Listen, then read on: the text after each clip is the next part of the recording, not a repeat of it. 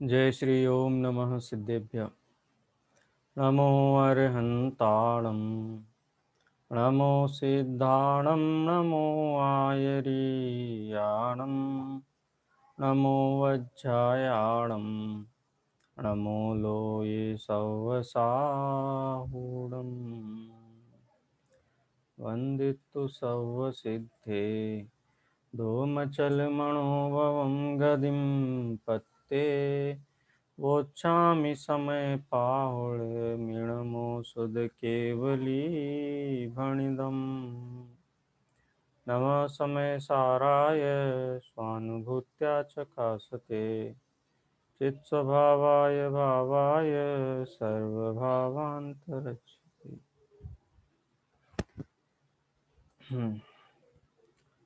परसों हमारी चर्चा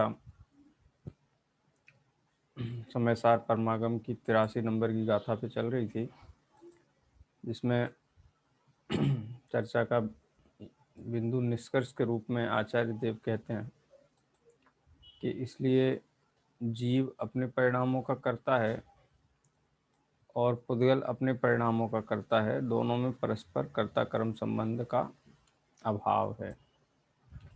मूल गाथा के ऊपर हमने चर्चा की थी। आचार्य अमृतचंद्र देव की जो टीका है वो टीका अपन आज देखेंगे। आवाज आ रही है ना? हाँ सर, आ रही है।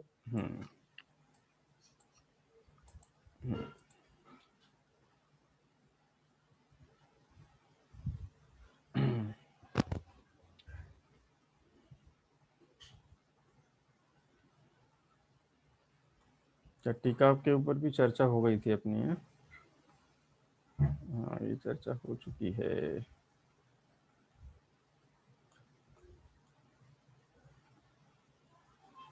प्रश्न है, यहाँ से चर्चा है। यहाँ तक अपनी चर्चा हो गई थी। इस प्रकार गाथा में आत्मा को निश्चय से स्वयं की विकारी तथा अविकारी पर्यायों का कर्ता भोक्ता कहा जा रहा है। ठीक है, यहाँ तक हो गया। इस प्रश्न से आज हम स्वाध्याय प्रारंभ करेंगे। आप पढ़िए, उसके बाद फिर अपन जो उसमें महत्वपूर्ण बात आई है उसके ऊपर चर्चा करेंगे। कौन पढ़ेगा?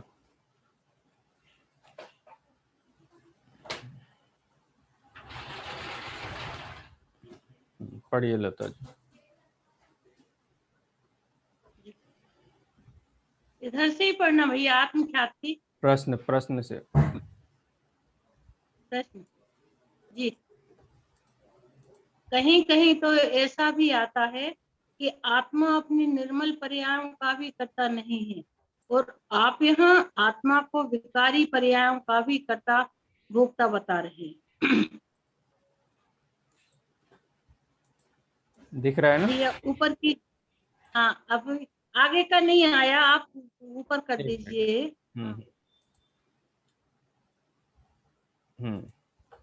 उत्तर: वस्तुतः बात यह है कि जिनागम में प्रयोजन विशेष से विभिन्न स्थानों पर विभिन्न अपेक्षाओं से विभिन्न कथन आते हैं। उन सभी को सही परिप्रेक्ष्य में समझने से सब कुछ सहज ही स्पष्ट हो जाता है। इसीलिए तो यह कहा गया है कि जिनागम के कथनों को नए विभाग से समझना चाहिए। यदि हम नए विभाग से नहीं समझेंगे तो सर्वत्र इस प्रकार के प्रश्न खड़े होंगे। इसी समय सार में यथास्थान आत्मा को किसी अपेक्षा पूर्ण अकर्ता कहा जाएगा, किसी अपेक्षा निर्मल परिणमन का कर्ता कहा जाएगा, किसी अपेक्षा रागादि विकारी भावों का कर्ता भी कहा जाएगा। अधिक क्या कहें, किसी अपेक्षा परभावों का कर्ता भी कहा जाएगा, क्योंकि यह आत्मा असद्भूत व्यवहार नय से परभावों का कर्ता सद्भूत व्यवहार नय या अशुद्ध निश्चय नय से रागादि विकारी भावों का कर्ता एक देश शुद्ध निश्चय नय या शुद्ध निश्चय नय से बीतरागी निर्मल परिणामों का कर्ता और परम शुद्ध निश्चय नय से पूर्णतः अकर्ता है। यद्यपि उक्त संपूर्ण कथन किसी न किसी विशिष्ट प्रयोजन की सिद्धि करने वाले होने से सार्थक ही होते हैं, तथापि इस ग्रंथ में यथास्थान उनकी सत्यार्थता और असत्यार्था पर भी प्रकाश डाला जाएगा। अतः इन सब बातों को समझने के लिए न केवल असीम धैर्य की आवश्यकता है, अपितु नए विभाग के गहरे अध्ययन की भी आवश्यकता है, गुरुगम की भी आवश्यकता है। अरे भाई, विषय कसाय की प्रवृत्तियों से थोड़ा समय निकालकर, संसार का जंजाल थोड़ा कम करके, समर्पण भाव से इस परमागम में गहरे गोते लगाओ तो कुछ हाथ लगेगा। किनारे पर बैठे बैठे विहंगावलोकन करने से काम नहीं चलेगा। कबीर ने ठीक ही कहा है, जिनको जातिन पाइया गहरे पानी बैठ, मैं बोरी डूबंडरी रही किनारे बैठ। प्रश्न, आपने नए विभाग को गहराई से समझने की बात कही, यह तो ठीक, पर अभी तो आप यह बता ही दीजिए ना कि यहाँ क्या अपेक्षा है। उत्तर, यहाँ दो द्रव्यों के बीच भेद ज्ञान कराना अभीष्ट है। यहाँ यह बताना है कि एक द्रव्य दूसरे द्रव्य का कर्ता भोक्ता नहीं है, अपितु प्रत्येक द्रव्य अपनी अपनी पर्यायों का ही कर्ता भोक्ता है। इस बात को स्वामी जी इस प्रकार स्पष्ट करते हैं, बंध मार्ग व मोक्ष मार्ग दोनों का कर्ता स्वतंत्र रूप से आत्मा स्वयं ही है। देखो, इस गाथा में यह वाक्य आया है कि अपान में ही करे दी, अर्थात अपनी विकारी और निर्विकारी पर्याय का कर्ता आत्मा स्वयं ही है। कहीं कहीं ऐसा भी कथन आता है कि आत्मा मोक्ष मार्ग की निर्मल पर्याय का कर्ता भी नहीं है। उस कथन का प्रयोजन आत्मा के अकर्ता स्वभाव को सिद्ध करना है, और यहाँ तो आत्मा के कर्ता स्वभाव की चर्चा है। आत्मा परद्रव्य एवं उसकी पर्यायों का कर्ता नहीं है, और परद्रव्य भी कर्ता बनकर आत्मा का कार्य नहीं करता। प्रत्येक द्रव्य अपने स्वभाव का कर्ता तो है ही, अज्ञान अवस्था में विभाव का कर्ता भी आत्मा स्वयं ही है। इसलिए मोक्ष मार्ग की स्वभाव पर्याय व राग की विकारी पर्याय का कर्ता जीव स्वयं है, कर्म नहीं। भाई, भगवान ने तेरी स्वतंत्रता का डिंडोरा पीटा है। इसलिए विकार कर्म से होता है या कर्म बंध रागादि विकार के कारण होता है, यह विपरीत मान्यता छोड़ दे, क्योंकि विपरीत मान्यता का फल अनंत संसार है। जहाँ द्रव्य व पर्याय के परस्पर अकर्तृत्व की बात हो, वहां तो मिथ्यात्व व सम्यक इन दोनों पर्यायों का कर्ता आत्मद्रव्य नहीं है, यह बात आती है। परंतु यहाँ तो अपनी पर्याय का कर्ता अपना द्रव्य स्वयं है, पर द्रव्य नहीं, यह सिद्ध करना। हाँ, बस जी। ये पूरे दो प्रश्नों के और उनके उत्तरों में जो चर्चा है, पहला प्रश्न तो ये है, तो डॉक्टर साहब एक प्रकार से प्रेरित कर रहे हैं सभी को कि आगम अभ्यास के लिए नए व्याकरण का ज्ञान होना चाहिए। नए व्याकरण के ज्ञान के बिना पूरा जिनागम है वो आपको नहीं समझ में आएगा। परम भाव प्रकाशक नए चक्र में तो यहाँ तक कहा कि नए ज्ञान के बिना सच्चे श्रुत भी मिथ्या हो जाते हैं। यदि आपको नए का ज्ञान नहीं है और आप आगम का अभ्यास करते हैं तो आपके लिए सम्यक श्रुत नहीं है, मिथ्या श्रुत की भांति ही है, क्योंकि आप अपेक्षा समझ ही नहीं रहे हो किस अपेक्षा से कौन सी बात कही जा रही है। वो अपेक्षा ना समझने के कारण व्यवहार के कथन को यथार्थ का कथन समझ लो। दया दान पूजा भक्ति की जहाँ प्रेरणा दी गई है, व्यवहार नए का कथन है, उनको परमार्थ का कथन मान करके और शरीर की क्रिया में ही जुट जाओ। आत्मा के विकारी अविकारी जो भाव हैं उनको ना पहचाना जाए, आत्मा के अपने भाव और परद्रव्य के भावों में भेद विज्ञान ना किया जाए तो अनंत संसार खड़ा हो जाएगा। तो इसलिए नए ज्ञान आवश्यक है। मोटे मोटे तौर पर नए की चर्चा भी की, व्यवहार नए और निश्चय नए की। व्यवहार नए के जो असद्भुत व्यवहार नए है, सद्भुत व्यवहार नए है, अशुद्ध निश्चय नए, एक देश शुद्ध निश्चय नए, साक्षात शुद्ध निश्चय नए और परम शुद्ध निश्चय नए। वैसे तो 6 ही भेद हुए, अब सद्भूत में भी अपन 2 भेद कर सकते हैं, उपचरित अनुपचरित के, और असद्भूत में भी उपचरित अनुपचरित के भेद कर सकते हैं। असद्भुत व्यवहार नए के कथन, कौन से कथनों को हम असद्भुत व्यवहार नए की श्रेणी में डालें?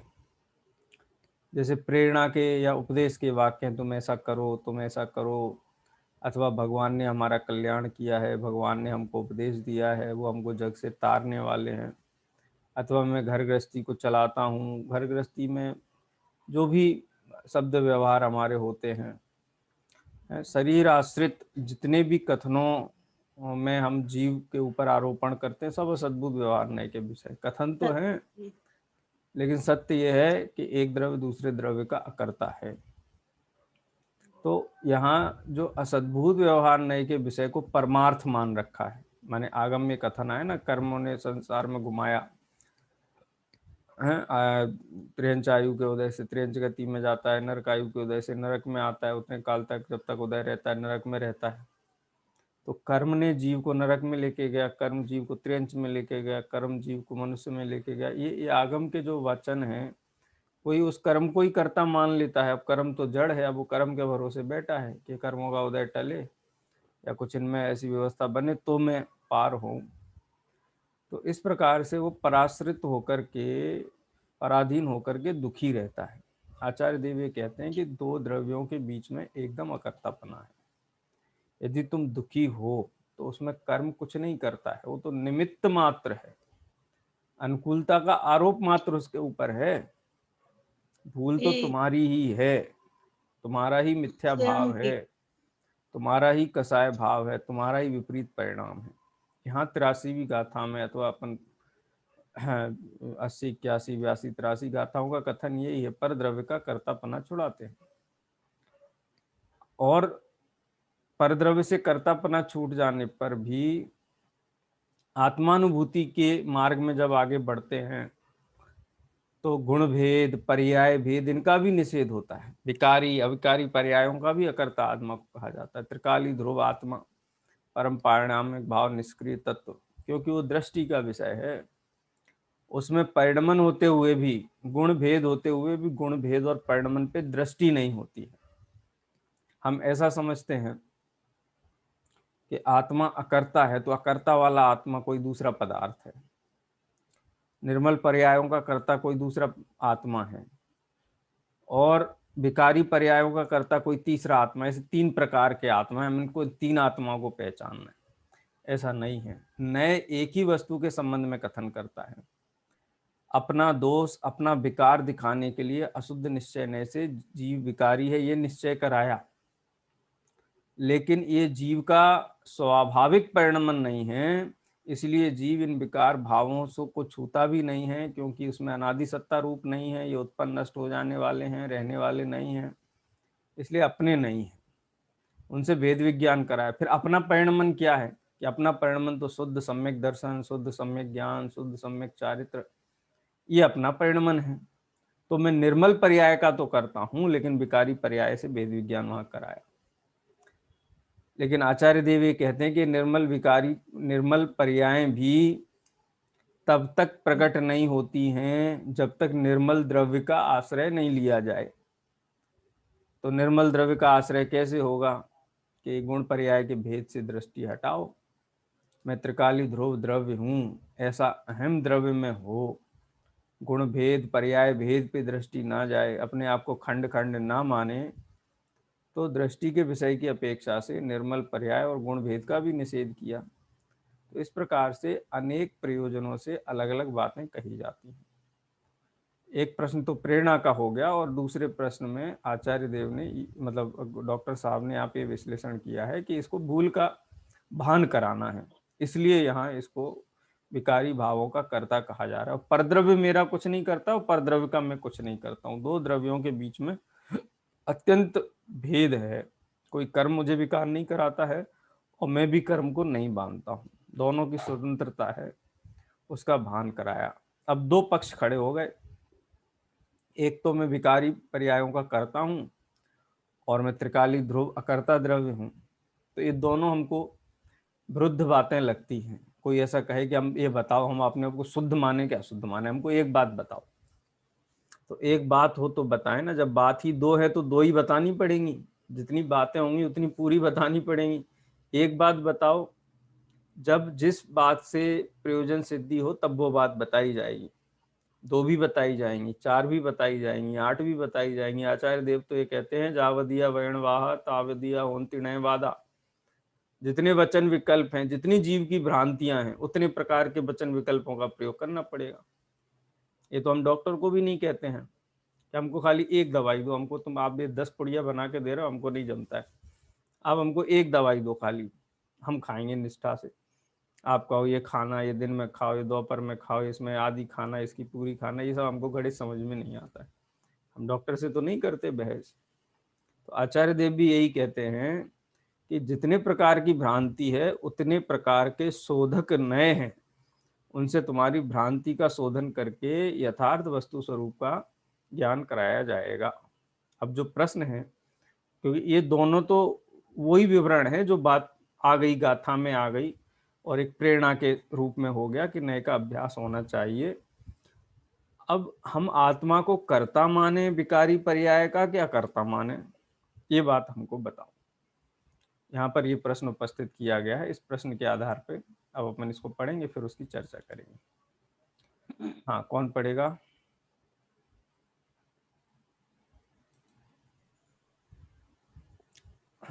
हाँ, पढ़िए मीना जी।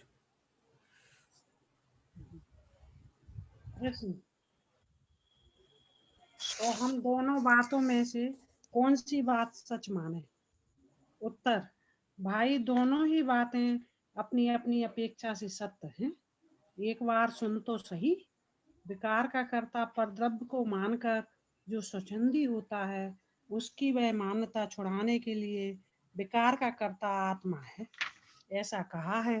तथा जब विकार व द्रव्य स्वभाव के बीच वेद ज्ञान कराने की बात हो, तो यह कहा जाता है कि विकार का कर्ता आत्म द्रव्य नहीं है, बल्कि पर्याय स्वयं अपनी तत्समय की योग्यता से स्वतंत्रपने होती है। दोनों का तात्पर्य एक वीतरागता ही है। जैन तत्व ज्ञान की बारीकियों से अपरिचित अनेक स्वाध्यायी भी यह मानते हैं कि आत्मा में जो मोह राग द्वेष के विकारी भाव होते हैं, उन सब का एकमात्र कारण कर्म का उदय है, और कर्मों का नाश करने से ही इन मोह राग द्वेष भावों का अभाव होगा, वीतराग भाव की उत्पत्ति होगी। इस कारण उनकी दृष्टि सदा कर्मों पर ही बनी रहती है। वे कर्मों के नाश की बात ही सोचते रहते हैं, किंतु अपनी विकारी और अविकारी पर्यायों का कारण पर को मानना तो एक प्रकार से एक द्रव्य को दूसरे द्रव्य का कर्ता धर्ता मानना है, जो कदापि उचित नहीं है। जिनागम में जो एक द्रव्य को दूसरे द्रव्य का कर्ता भोक्ता कहा गया है, वह तो मात्र असद्भुत व्यवहार नय का कथन है, जिसकी समीक्षा आगामी गाथाओं में यथास्थान की जाएगी। निश्चय से तो एक द्रव्य दूसरे द्रव्य का कर्ता भोक्ता हो ही नहीं सकता। इसलिए यहाँ जोर देकर कहा जा रहा है कि प्रत्येक आत्मा अपनी विकारी और अविकारी पर्यायों का कर्ता भोक्ता स्वयं ही है। स्वयं को भूलकर और पर को ही निज मानकर उसका कर्ता धर्ता बनकर यह आत्मा अनादि से अनंत दुख उठा रहा है। उसके अनंत दुखों का कारण यही एक विपरीत मान्यता है एवं तदनुसार बर्तन परिवर्तन ही है।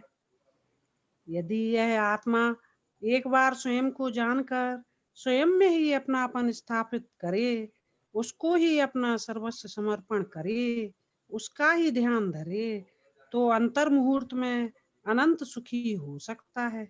इसलिए ही यहाँ यह समझाया जा रहा है कि प्रत्येक आत्मा स्वयं की विकारी अविकारी पर्यायों का कर्ता भोक्ता स्वयं ही है।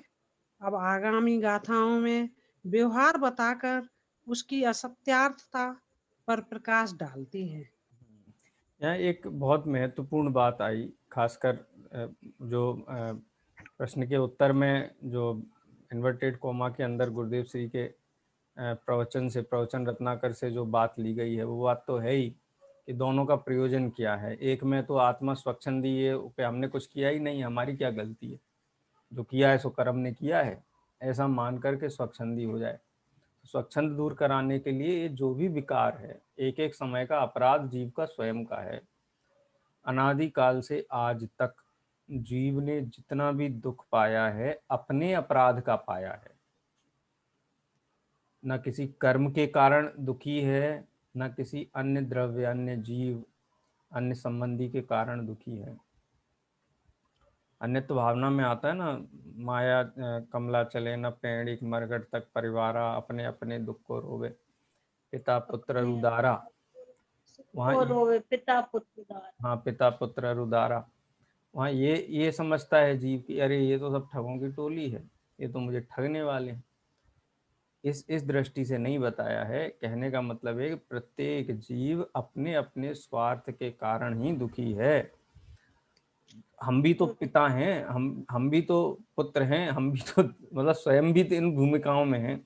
हम सारी दुनिया पे उंगली उठा करके कहें इनके कारण दुखी हूँ, इनके कारण दुखी हूँ, इनके कारण, हमारी कोई गलती नहीं है। ऐसा नहीं है दुष्टन देव निकार साधुन को रख लीजिए, बिन वे भूधर दास प्रभु भूल न कीजिए। मैं प्रभु से अर्ज करते हैं, ये सब दुष्ट हैं, ये सब गैर गृहस्थी परिवार, ये सब ठगों की टोली है। और थोड़ा शास्त्र पढ़ लिया, थोड़ा अभ्यास हो गया, तो अब उनको छोड़ करके कर्मों के पीछे पड़ जाते हैं। और ऐसे ऐसे विधान की रचनाएं होती हैं। मैं तो कभी कभी जाते हैं कार्यक्रमों में, तो ऐसे ऐसे विधान पढ़ने को मिलते हैं जो ऐसा लगता है कि ये जैन धर्म तीर्थंकरों की पूजा है कि तीर्थंकरों का विरोध है। जैसे कर्म दहन विधान है, कर्म दहन विधान है। तीर्थंकर ये कहते हैं कि कर्म का दहन किया जा सकता है। कर्म कोई लकड़ी थोड़ी ना है, सूक्ष्म पुद्गल परमाणु है। और अर्घ चढ़ाते 148 के इसका दहन हो जाए, ज्ञानावरण का दहन हो जाए, मति ज्ञानावरण का दहन हो जाए, ज्ञानावरण का दहन हो जाए। ठीक है, वो एक अपन उसको कहते हैं रूपक के रूप में उनके नाम याद करवाने के लिए, परिभाषाएं याद करवाने के लिए, उनका स्मरण बनाए रखने के लिए यदि विधानों की रचना की जाए तो बहुत अच्छी बात है। लेकिन उन विधानों में हमें ना तो शास्त्र के अनुसार ज्ञानावरण आदि की परिभाषाएं दिखाई देती हैं, न उनका यथार्थ निश्चय व्यवहार परक निरूपण दिखाई देता है। सीधा का सीधा उनको विलेन बना करके यही सब कष्ट का कारण है, ये नष्ट हो जाए, पूजा करने से नष्ट हो जाएंगी हैं। और लोग तो वो टेबल के ऊपर वो लगा लेते हैं, क्या बोलते हैं, आग जला लेते हैं, लौंगे रख लेते हैं और उसमें बराबर डालते रहते हैं। ये क्या है? धूपम निर्पाम अष्टकर्म देना है, धूपम निर्पामति स्वाहा। माने जीव का अपराध स्वयं का, स्वयं के मोह राग द्वेष परिणाम, उससे स्वयं दुखी है। कारण माना कर्म को, दूसरा द्रव्य, और उन कर्मों को दूर करने के लिए वो लौंगे आग में डालता है, तीसरा द्रव्य, चौथा द्रव्य, पांचवा द्रव्य। माने ऐसी खिचड़ी बनाई है कि जिसमें तत्व ज्ञान की कहीं भी गुंजाइश रह ही नहीं जाती है। तो माने अपना अपराध ही मानना स्वीकार नहीं करता है, अपराध दूसरे का ही मानता है। तो ऐसे जीवों को स्वच्छंदी कहा है। हम स्वच्छंदी का मतलब समझते जो पूजा पाठ नहीं करे। आचार्य देव कहते वो स्वच्छंदी है जो अपनी भूल दूसरों के सर पे डाले, उसका नाम स्वच्छंदी है। भूल स्वयं की है, स्वयं ने भेद विज्ञान नहीं किया, वस्तु के यथार्थ स्वरूप का निर्णय नहीं किया, और सारा का सारा दोष जगत पे डाल दे। नरक पे भूमियों पे, 7 नरक की भूमियां ऐसी हैं, वो दुख देती हैं। मनुष्य पर्याय दुख देती है, त्रिंच पर्याय दुख देती है। वो तो असद्भुत व्यवहार नए के कथन है, वो कोई यथार्थ थोड़ी ना। यथार्थ कथन तो ये है, यहाँ पे जो आचार्य देव कहते हैं कि परद्रव्य ने तुम्हारा कुछ भी नहीं किया है, तुम्हारा स्वयं का अपराध है। अपना अपराध स्वीकार नहीं करोगे तब तक वो दूर कैसे होगा? तो पहला स्टेज तो अपराध की स्वीकृति है, अपराध स्वीकार करना है। वो आचार्य देव यहाँ अपराध स्वीकार करवाते हैं कि हाँ भूल हुई है, अपराध हुआ है, अब उस अपराध को दूर करने का क्या उपाय है। क्या अपराध स्वीकार करें, फिर उपाय की चर्चा करें कि अपराध आत्मा में हुआ है, आत्मा की पर्याय है, फिर भी ये आत्मा से भिन्न है।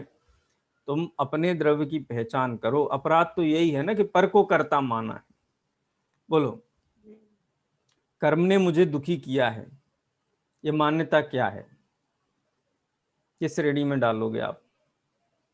निर्दोष मान्यता है कि अपराध मान्यता है? ये मान्यता ही तो अपराध है, अपराध मान्यता है, ये मान्यता। अपराध है। यही मान्यता तो अपराध है। पर द्रव्य ने मुझे बिगाड़ा है, पर द्रव्य ने किया है, पर द्रव्य ने दुखी किया है, घर कुटुंब के लोग परेशान करते हैं, व्यापार के कारण 5 इंद्रिय के विषय नहीं मिलते इसलिए मैं दुखी हूँ, ये मिल जाएंगे तो ये सब अपराध अपराध भाव हैं। किसने किए? स्वयं ने किए। डोडरमल जी ने लिखा है, हम्म, डोडरमल जी ने लिखा है, अपना दोष कर्माधिक को लगाकर स्वयं महंत बना रहना हाँ, चाहता है। उसी को यहाँ स्वच्छंदी कहा है। जी उसी को यहाँ स्वच्छंदी कह रहे हैं कि स्वच्छंद का मतलब तो हम ये समझते हैं, लेकिन स्वच्छंदी का मतलब ये है कि वो कर्म दयन विधान करके सोचता है कि कर्मों का ही दोष है, यही दुष्ट है, यही सबसे बड़े शत्रु हैं। सवेरे सवेरे मंदिर में और आजकल तो सब जगह चिंदी चिंदी बिंदी बिंदी जो है ना, वो सोचते हैं इसी से कट जाएगा सबका सब। अपना अपराध स्वीकार नहीं करता है, मिथ्यात्व के घाव के ऊपर और गृहीत मिथ्यात्व की मैली पट्टी चढ़ा चढ़ा करके उस घाव को और सड़ाता है, ये समझ लो। आचार्य देव कहते हैं कि पहले अपने अपराध को स्वीकार करो, वो जो घाव है उसको स्वीकार करो, वो अपराध तुम्हारा स्वयं का है, ये स्वीकार करो। अपराध की स्वीकृति के बाद फिर बताएंगे आगे का उपाय क्या है। ये मोहादि भाव दूर करने का उपाय ये है कि ये तेरा भाव नहीं है, ये विपरीत मान्यता के कारण उत्पन्न हुआ है, विपरीत मान्यता को छोड़ दो तो ये भाव भी उत्पन्न नहीं हुआ, निर्मल द्रव्य एकदम सामने आ जाएगा स्पष्ट है। दोनों का तात्पर्य ही वितरागता बढ़ाना है, आत्मा को इन भावों का कर्ता कहना भी और इन भावों का अकर्ता कहना भी, दोनों वितरागता की दिशा में 2 कदम हैं। ठीक है, इसी बात को यहाँ पे स्पष्ट किया गया है। तो दोनों बातें हैं, उन दोनों बातों के संबंध में ये चर्चा की गई है कि अपना अपराध स्वीकार करे और वो अपराध पर्याय में है, द्रव्य में नहीं है, और वो अपराध यही है कि तुमने दूसरे की प्रॉपर्टी पे कब्जा जमा रखा है जो तुम्हारी है ही नहीं, अनादिकाल से थी नहीं, उसको जमा रखा है कब्जा छोड़ो, और उससे भी उत्कृष्ट प्रॉपर्टी जो तुम्हारी स्वयं की है, उससे भी उत्कृष्ट गुण तुम्हारे पास हैं, उनकी पहचान करके उनका भोग करो। उनकी तरफ तो देखता नहीं है, अपने पास अरबों रुपया पड़ा हुआ है तिजोरी में, वो देखता नहीं है, दूसरे के 100-10 रुपए के नोट के ऊपर नजर गड़ा के बैठा हुआ है। ऐसी वृत्ति है जीव की, पर द्रव्य को कर्ता मानना, पर द्रव्य को भोक्ता मानना, अथवा पर मेरा करता है पर मेरा भोक्ता है। ये मान्यता वैसी ही है कि जैसे कोई अरबपति सेठ अपने तिजोरी के अरब रुपयों को तो नहीं देखता है, लेकिन किसी के 100 रुपए के ऊपर नजर गड़ा करके और सारी दुनिया में दुख पाता है। तो यही बात यहाँ पे 80 से 83 नंबर की गाथा में आचार्य देव कह रहे हैं कि इसका प्रयोजन क्या है। इन गाथाओं के पीछे यही है कि जीव के भाव हैं, वो जीव के भाव, और जो उन भावों का कर्ता जीव स्वयं है, परद्रव्य नहीं है। परद्रव्य मेरे भाव का कर्ता है, इसीलिए विकारी भाव उत्पन्न हुए हैं। पर का कर्ता हो जाए तो मोराग द्वेष खड़े ही नहीं होंगे, रहेंगे ही नहीं, तो उनके कर्तापने का भी प्रसंग नहीं आएगा। आत्मा ज्ञानम स्वयं ज्ञानम ज्ञानात् अन्यत करोति किम परभावस्य कर्तात्मा मोहयम व्यवहारिणाम। परभाव का मैं करता हूँ, परभाव मेरा करता, ये मोह है। कर्तापना अकर्तापना समझ में आ जाए तो मोह दूर हो जाएगा, तो निर्मल आत्मा हो जाएगा। चलिए, अब जो वास्तविक कर्ता अकर्तापना है, परद्रव्य का कर्ता कर्तापना है, उसकी बात तो यहाँ की। अब व्यवहार में से आगम में कर्मादि को निमित्त कहा गया है। यदि उस निमित्त को निमित्त ना मान करके कर्ता मान लिया जाए तो क्या दोष आएगा? द्विक्रियावादी पने का दोष आएगा। द्विक्रियावादी माने एक कार्य के कर्ता दो, इसको द्विक्रियावाद बोलते हैं। जैसे ये चर्चा अपन ने निश्चयावास के प्रकरण में भी की, और वहाँ पे सर्वशुद्धि ज्ञान अधिकार के कलशों का उदाहरण दे करके पंडित टोडरमल जी ने उनका समाधान भी किया था कि जीव और पुद्गल दोनों मिल करके करते हैं। जैसे ये अन्य मत की मान्यता है, जैसे प्रकृति और पुरुष, तो ये प्रकृतिकृत है, ये तो सांख्य मत है शायद, और प्रकृति पुरुष ये दोनों जब मिलते हैं तो विकार होता है। प्रकृति, वो जो 25 तत्व माने गए हैं सांख्य वैशेषिक आदि में, तो सांख्य तो ये कहता है कि आत्मा जो है पुरुष, उसको पुरुष कहते हैं सांख्य मत में, कि वो तो निष्क्रिय है, वो तो कुछ नहीं करता है, ये जितना भी दुख माया ये जो भी है ये प्रकृतिकृत है। तो ये 80 से लेकर 83 नंबर तो उसका निषेध किया कि नहीं, कर्म कुछ नहीं करता है, प्रकृति कर्म, वो प्रकृति कहते हैं, हम उसको कर्म कहते हैं। ये इसका कुछ नहीं है, इसका स्वतंत्र अपना परिणमन है, जीव का स्वयं का अपराध है, ये स्वयं का अपना। अब कहते हैं कि दोनों ने मिलकर के किया है, ये वैशेषिक मत की जो मान्यता है उसकी दृष्टि से यहाँ पर 84-85 नंबर की गाथा में दो द्रव्य मिलकर के एक कार्य को करते हैं। जैसे कल अपन ने कहा ना, एक हाथ से ताली नहीं बजती है, दो हाथ मिलो तो ताली बजती है। गुरुदेव श्री ने जिसमें कहा कि वो दोनों हाथों से भी नहीं बजती, ये हाथ तो आर वर्गणा है और जो ध्वनि है वो भाषा वर्गणा है। वो भाषा वर्गणा ही स्वयं ध्वनि रूप, जो भाषा वर्गणा रूप उद्गल है वो ध्वनि रूप परिणमित हुआ है, उसका कर्ता वो है। और ये क्षेत्र से क्षेत्रांतर हुए आहार वर्गणा, तो इनका निमित्त मात्र है, ये कर्ता नहीं है उसके। यानी प्रत्येक द्रव्य स्वतंत्र पने से अपने पर्यायों का करता है, कोई अन्य द्रव्य अथवा दो द्रव्य मिलकर के कार्य उत्पन्न नहीं करते। जैसे कोई कहे ना कि घड़ा बनाने के लिए अकेली मिट्टी नहीं, कुम्हार भी तो चाहिए, तो मिट्टी और कुम्हार दोनों ने घड़े को उत्पन्न किया। कुम्हार को कुछ तो आप मानो करता, दोनों ने मिलकर के उत्पन्न किया है। तो आचार्य देव यही पूछते हैं कि बताओ कितना परसेंट कुम्हार घड़े रूप हुआ, घड़े की पर्याय में कितना परसेंट पहुंचा कुम्हार। कुम्हार तो कुम्हार की जगह है, लेकिन मिट्टी स्वयं घड़े रूप परिणमित हुई है। तो इसलिए कुम्हार और मिट्टी दोनों घड़े रूप कार्य के करता है, ये कहना ये वस्तु व्यवस्था के संबंध में अज्ञान है। देखो गाथा पाठ करते अपन। व्यवहार सदुआदा व्यवहारस्य दुआदा पोगल कम्मं करे दिणेय विहम ओगलकम्मं करे तं चैव पुणो वेयई तमश्चैव पुरो वेयई पोगल कम्मं अणेय विहम ओगलकम्मं अडेयविहम् जदि पोगल कम्ममिणं यदि ओगलकम्ममिणम् कुव्वदितं चैव वेदयदि आदा ओबतितं चैव वेदयदि आदा दो किरियावदिरत्तो दो किरियावदिरतो पसज्ज देशो जिणावमदम् प्रसज्जदेशो जडावमदम्। क्या कहते हैं, व्यवहारस्य दुआदा पोगल कम करे दिणेय विदम। आदा माने आत्मा, अणेय विहम, णेय विहम माने अनेक विध, अनेक प्रकार के, पोगल कम्मम पुद्गल कर्म को करता है। पुद्गल कर्म में क्या लेना है यहाँ पे प्रीति जी? मोह राग आदि नहीं, के परिणाम, पोगल पर द्रव्य रूप में राग द्रव्य कर्म और नो कर्म।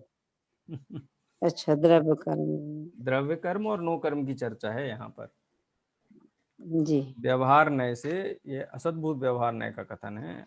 आत्मा मोहराग द्वेष आदि भावों करता सद्भूत व्यवहार नय से है, और पुद्गल कर्म का करता असद्भूत व्यवहार नय से है। तो व्यवहार नय से, असद्भूत व्यवहार नय की दृष्टि से यहाँ चर्चा है। आगे जब हम पढ़ेंगे टीका में तो आपको ख्याल में आएगा। व्यवहारस्य तु आत्मा पुद्गल कर्म करोति नैक विधम। शास्त्रों में बात आता है ना, जीव अनेक प्रकार के पुद्गल कर्मों का करता है।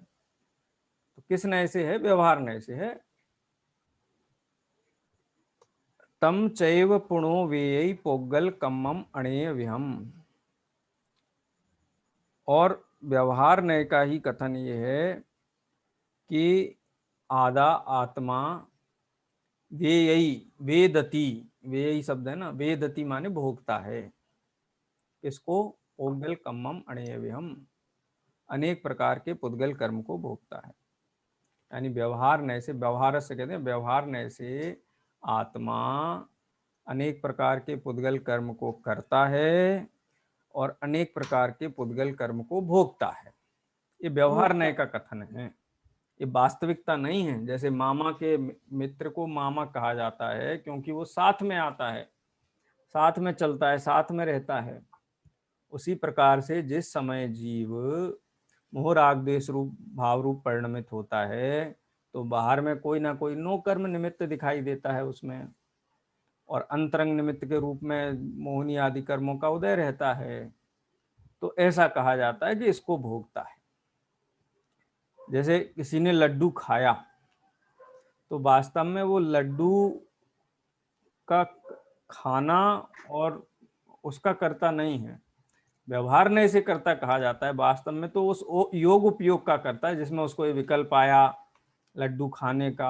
आत्मा के असंख्यात प्रदेश अपनी क्रियावती शक्ति से परिणमित होते हैं, उसका योग उपयोग परिणमित होता है, उसका कर्ता तो आत्मा है, लेकिन उन पुद्गल परमाणुओं का कर्ता भोगता नहीं है जिनसे लड्डू बने हुए।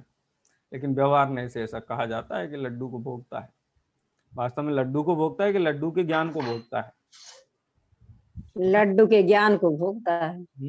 लड्डू के ज्ञान का ही भोग, उसका ही वेदन है, उसका ही ज्ञान और वेदन है। ये सूक्ष्म वस्तु का जब हम स्वरूप देखते हैं तो ख्याल में आता है, और दो द्रव्य भिन्न भिन्न ही रहते हैं, परस्पर कर्ता भोक्ता नहीं होते हैं। ये व्यवहार नय का कथन है, माने निमित्त की मुख्यता से किया गया कथन है। और हेतु वही है व्याप्य व्यापक वाला, जैसे पीछे सिद्धांतों में लगाया, व्याप्य व्यापक भाव का अभाव होने से, भाव्य भावक भाव का अभाव होने से निमित्त तो है लेकिन करता नहीं है। लेकिन करेदी नहीं अभिदम, करता है, ये कथन जो व्यवहार शास्त्र में आया है, कर्णानुग के शास्त्रों में आया है, वो नए व्यवहार नय का कथन है। वो वस्तु का यथार्थ स्वरूप नहीं है, निश्चय नहीं है, निश्चय का कथन नहीं है। अब ऊपर जो कहा ना, करता है भोगता है, यदि पोगल कम्मम इणम कुवदी, यदि वह पुद्गल कर्म को करता है, यदि पोगल कम्मम इणम कुवदी तम चेव वेद यदि आदा, यदि तुम ऐसा मान लो, इस नय से, निश्चय नय से, वास्तव में ऐसा मान लो कि आदा पोगल कम्मम इणम, यानी इदम पोगल कम्मम कुवदी, आत्मा इस पुद्गल कर्म को करता है, तम चैव वेदयति, उसी को भोगता है, यदि ऐसा तुम मान लो तो क्या होगा? दो क्रियावदिरिक्तो